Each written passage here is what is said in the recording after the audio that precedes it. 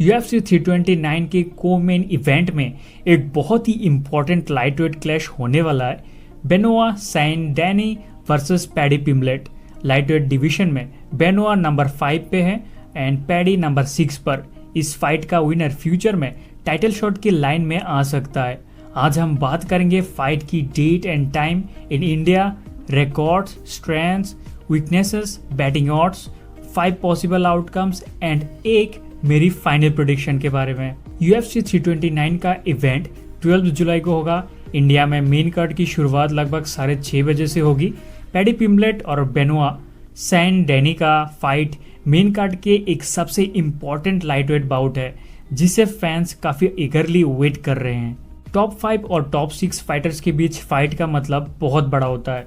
अगर बेनोआ जीतते हैं तो डायरेक्ट टाइटल एलिमिनेटर या टाइटल शॉट के बहुत करीब पहुंच सकते हैं।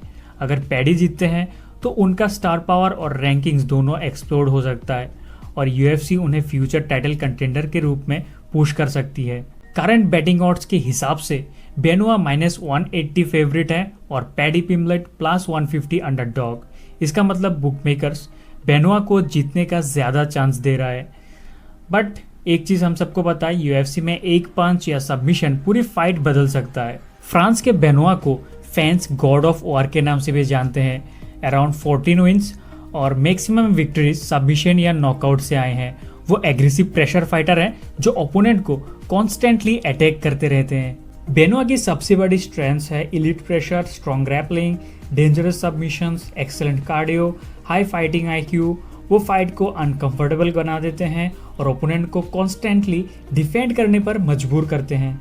लेकिन बेनोआ परफेक्ट नहीं है, कभी कभी ज्यादा एग्रेसिव हो जाते हैं।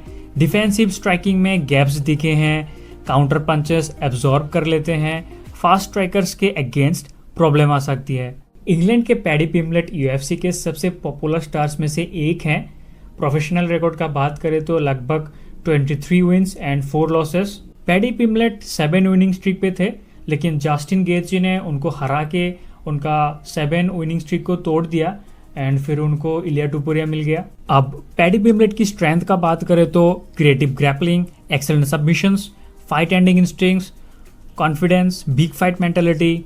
ग्राउंड पर अपॉर्चुनिटी मिलते ही पैडी फाइट को फिनिश कर सकते हैं। लेकिन पैडी की कुछ वीकनेसेस भी है, जैसे स्ट्राइकिंग डिफेंस एवरेज है, कभी कभी चीन एक्सपोज कर देते हैं, प्रेशर फाइटर्स के अगेंस्ट टेस्ट कम हुआ है एंड टॉप इलीट कंपटीशन का एक्सपीरियंस बेनोआ के कंपैरिजन में थोड़ा कम है। अब बात करते हैं 5 पॉसिबल आउटकम्स के बारे में। Scenario number 1, Benoit by submission. अगर बेनोआ अर्ली टेक डाउन ले लेते हैं और टॉप कंट्रोल एस्टेब्लिश कर लेते हैं तो सबमिशन का चांसेस काफी हाई है। Scenario number 2, Benoit by decision. अगर पैडी सरवाइव कर जाते हैं तो बेनोआ प्रेशर और वॉल्यूम के थ्रू राउंड्स विन कर सकते हैं। Scenario number 3, Paddy Pimblett by submission. अगर फाइट स्क्रैम्बल्स में जाती है और पैडी को बैक मिल जाता है तो वो रियर नेकेड चोक या किसी और सबमिशन से अपसेट क्रिएट कर सकते हैं। Scenario number 4, Paddy by decision. अगर Paddy smart game plan follow करते हैं, डिस्टेंस मेंटेन करते हैं और ग्रैपलिंग एक्सचेंजेस को कंट्रोल करते हैं तो क्लोज डिसीजंस भी हो सकते हैं। Scenario number 5, Paddy Pimblett by TKO। अगर लेटर राउंड्स में पैडी के कुछ अच्छे शॉट्स कनेक्ट हो जाते हैं तो बाय TKO वो फाइट को आराम से जीत सकते हैं। अब बात करते हैं फाइनल प्रेडिक्शन की। Benoit wins via 3rd round submission. Reason simple है, बेनोआ का प्रेशर, कार्डियो और इलीट ग्रैपलिंग पैडी के लिए बहुत बड़ा चैलेंज हो सकता है। पैडी डेंजरस है और अपसेट कर सकते हैं, लेकिन प्योर टेक्निकल मैचअप में बेनोआ थोड़ा स्ट्रॉन्गर नजर आते हैं।